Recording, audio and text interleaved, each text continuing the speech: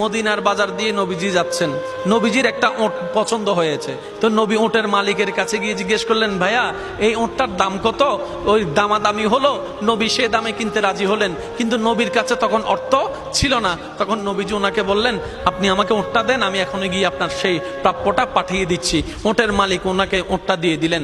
আশেপাশে যারা ওটের মালিক ছিল সবাই জিজ্ঞেস করতেছে, এই পাগলা, তুমি কি যাকে ওট দিয়েছো তাকে চিনো? বলে যে না। নাম জানো? বলে যে না। পরিচয় জানো? বলে যে না। ঠিকানা জানো? না। তো তুমি যে ওটটা দিয়ে দিলা, উনি যদি ওটার টাকাটা না ফাটায় তখন তো তুমি লসের মধ্যে চলে যাবা। সে ওটের মালিক বলে, এত সুন্দর নুরানি চেহারাওয়ালা কখনো বাটপার হতে পারে না, কখনো চিটার হতে পারে না, কখনো মিথ্যুক হতে পারে না। ওনার চেহারা দেখেই তো আমি ওট বিক্রি করার আগে মনটাই বিক্রি করে দিয়েছি, মনটাই বিক্রি করে দিয়েছি, মনটাই বিক্রি করে দিয়েছি। তোমরা যাই বলো, আমার মন বলে উনি আসবেই আসবে, টাকাটা পাঠাবে পাঠাবে।